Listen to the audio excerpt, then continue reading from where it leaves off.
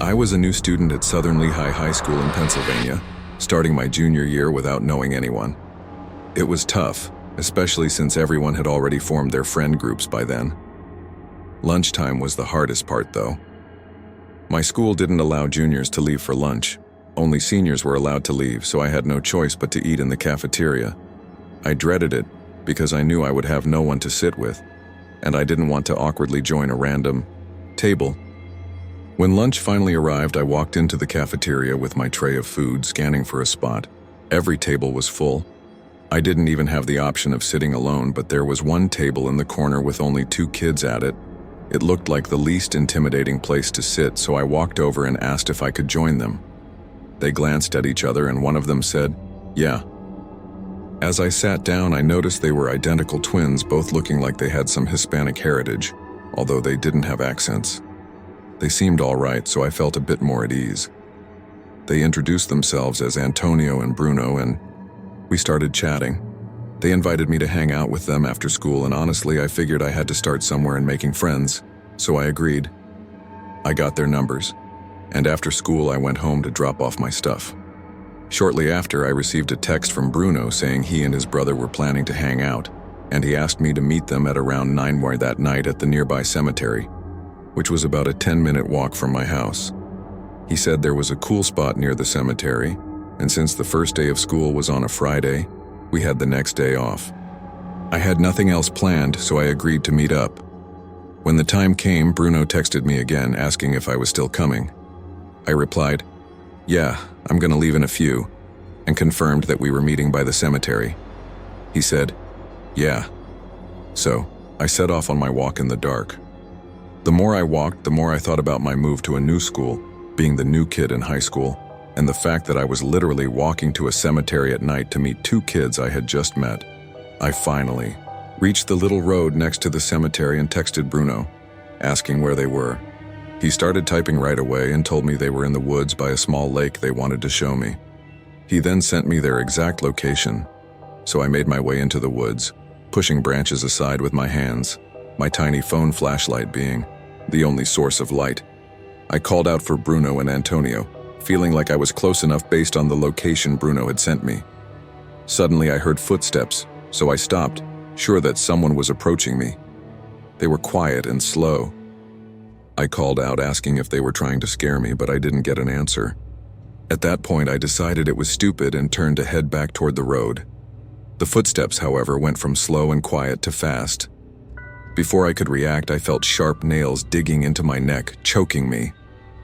I heard a familiar voice screaming, "Grab him! Grab him!" In a panic, I managed to break free from the chokehold and sprinted toward the road. I knew they were following me, but I was faster. I could run for miles, and that's exactly what I did. I ran straight home and told my parents. They considered calling the police, but I thought it would be better to take pictures of the nail marks on my neck and report the incident to the school the next day. That's exactly what we did. With the help of the text message from Bruno, I was able to get the 2 students expelled. My parents made me block both of their numbers, and I didn't argue with that. They also asked me to confirm that these kids didn't know where we lived, to which I simply replied, "Not as far as I know." About a week later one night, I woke up to my room feeling unnervingly cold. I heard the sound of wind blowing into my room, and when I looked at the window, I saw that it was completely open. I wondered if my mom had opened it, but that didn't make any sense. It was about 50 degrees outside that night. I walked over to the window and looked down. A few feet below my bedroom window was a part of the exterior of my house that jutted out, creating a ledge beneath my window. My father had always told me to jump onto that ledge in case of a fire. I closed my window and walked over to my parents' bedroom. I gently knocked on the door, and my mom groggily asked what I needed. I asked her if she had opened my window, but she sat up saying, "No, why?"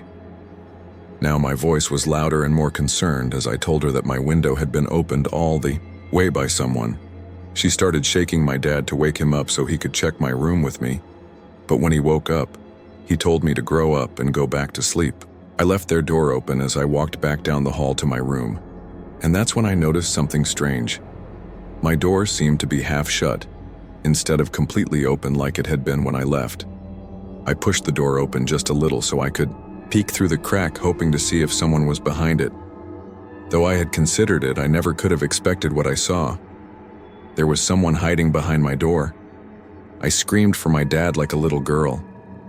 I screamed so loud, I'm sure it could be heard 3 doors down. Just as I screamed, my door slammed shut and my dad came rushing out of his room toward me. I yelled, "There are people in my room!" He barged into the room, turned on the light, and that's when we saw the leg of a person jumping out of my window.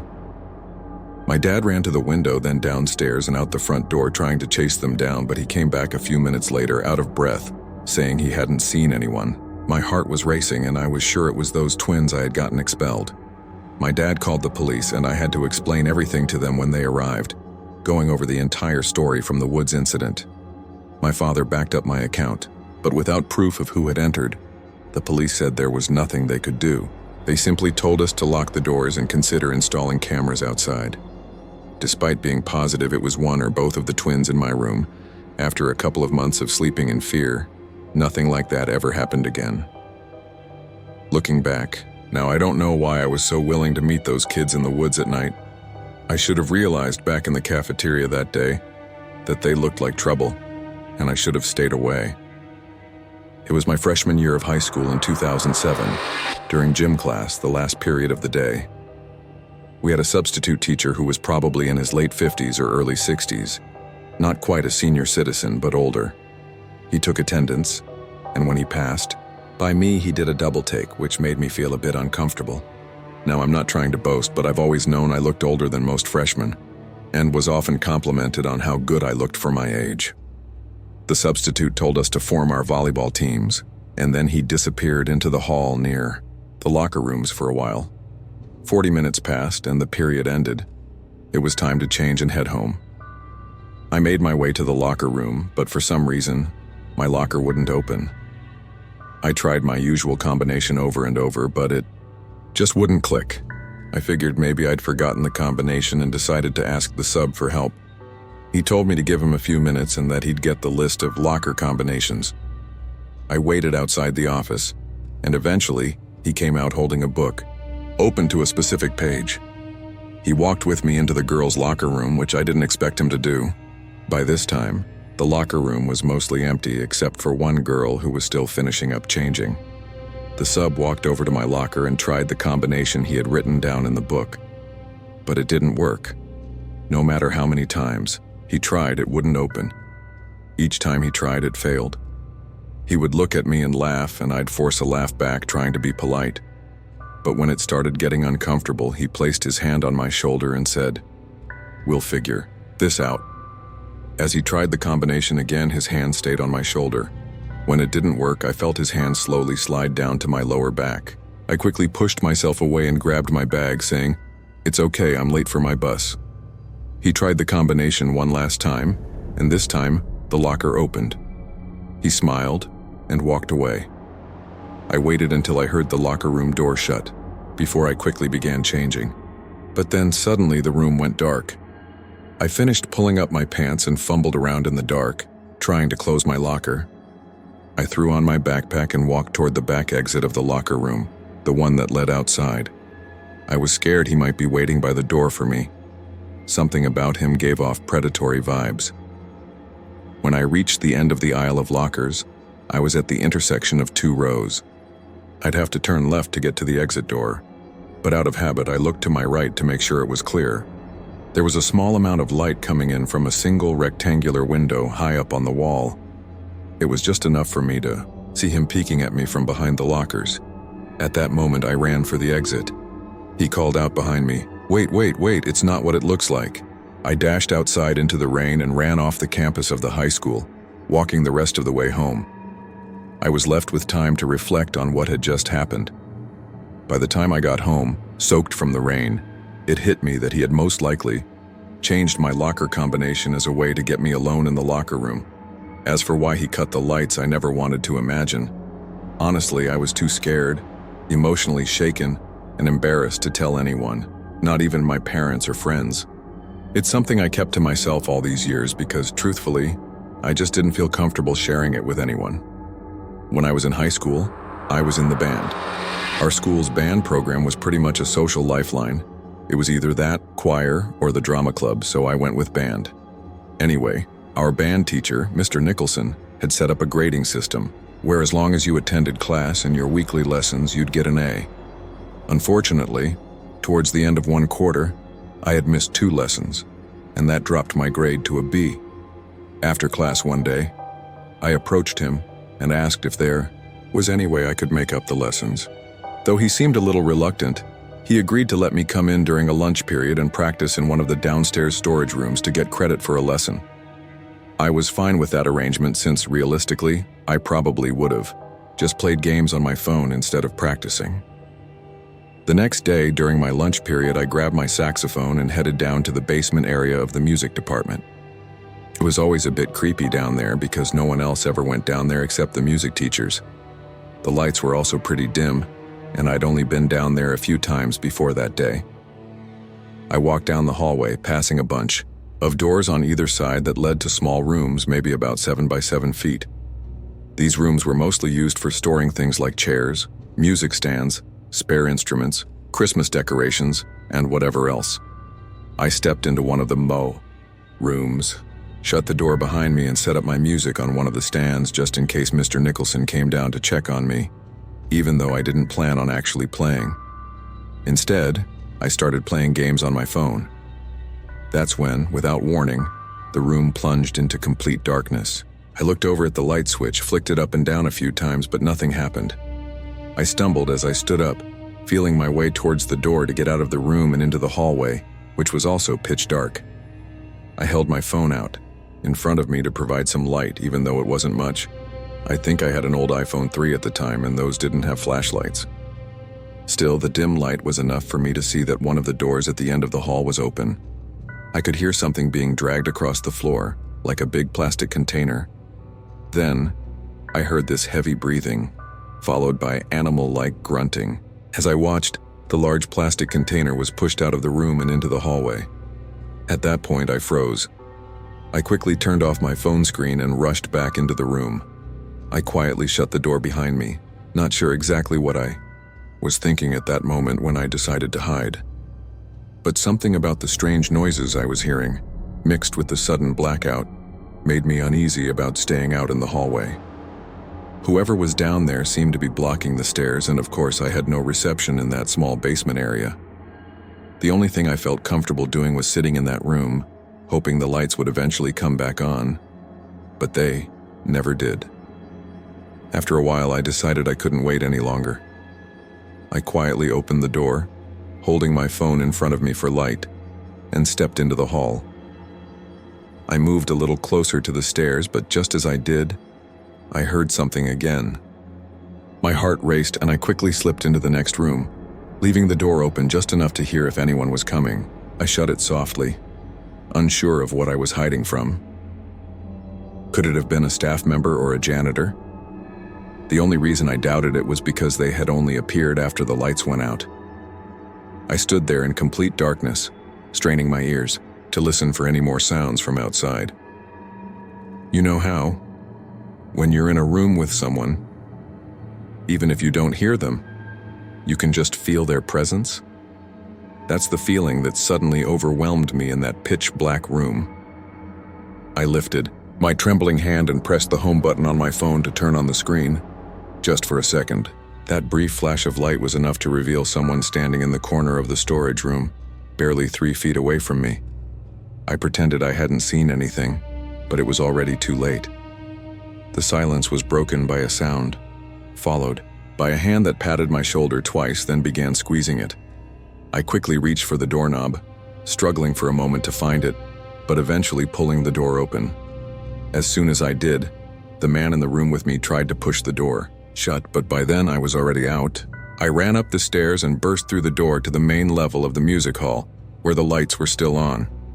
Out of breath, I rushed over to Mr. Nicholson to tell him what happened. He immediately called security to check the basement. However, when security came back upstairs, they said that aside from some music equipment being moved around, there was no one down there. The rest of the period, Mr. Nicholson canceled his flute lesson, and I sat in the room with him and 5 flute players, explaining everything in detail. Since there were no cameras in the music hall, there was no way to capture who had gone down there and cut the power to the basement. It seemed clear that the man had been trying to steal expensive music equipment, but God only knew what else he had been up to. The next day, I was called into the dean's office to give my account of the situation, and after that, the rest is history. One night, my friends and I came up with a genius plan. We decided to sneak into the high school basement through one of the windows that had been broken and never repaired. The catch with this window was that you had to hop over a short metal gate that surrounded the outside staircase leading to the basement. While it wasn't really a major obstacle, it added that feeling of doing something devious when you crossed it. We made sure there weren't any security cars nearby before hopping the gate and crawling through the window. Getting in wasn't easy, though. We had to boost ourselves up and squeeze through a really narrow opening, but once we were in, we were in. We split up to explore different areas, and it quickly became clear that the basement was a mess and nothing particularly interesting. There was very little light, just a small white light in the far corner and the glow of the exit sign, which actually lit up the area more than you'd expect. As I was looking around, I saw one of my friends standing ahead of me. He whispered, "Let's go upstairs." I followed him as he opened the door to the main hallway of the school. Everything was dark. I had always assumed there would be at least some lights left on at night, but there wasn't a single one. The only things glowing were the red exit signs. We walked down the hallway and I remember saying, "Dude, this is really creepy." He just nodded and I realized he was right. Who knew if anyone else could be in the building besides us? Little did I know, something was about to happen. We went to the bathroom and my friend went into one of the stalls. I whispered, "Hurry up." I waited for a while, and just as I was growing more anxious, my phone started ringing. I picked it up and it was my friend Chris. He asked, "Where the hell did you go?" I told him I was upstairs with either Roland or Brandon. He replied, "What do you mean, they're with me?" And right after, both Brandon and Roland said hi, apparently on speakerphone. I froze, my words faltering. Then from the stall, I heard laughter, not the laughter of any of my friends. Shortly after, I heard the stall door slam shut. I panicked and tried to run back to the basement in the dark, but it wasn't easy to find my way. Fortunately, I managed to locate it, and I started screaming their names as I ran down the stairs. I screamed, "Go, go!" until they answered, and one by one we jumped off a bucket onto the window ledge and crawled back outside. I was the first one out, terrified that the person from the bathroom might be following me. Once we were all outside, I explained everything to them, still out of breath but laughing now that I felt safe with everyone around me. I guess we must have been loud because as we all started looking around at the school building and the classroom windows, I saw something that made my blood run cold. In one of the downstairs windows, there was someone with their hands pressed up against the glass. We could only see about half of their face. I whispered, "That's got to be him." And Roland quickly ushered us to get the hell out of there. We ran as fast as we could until we were well off the school grounds. That was the end of it. We came up with a lot of possible explanations for what happened, but none of them really made sense. Needless to say, we never did anything like that again.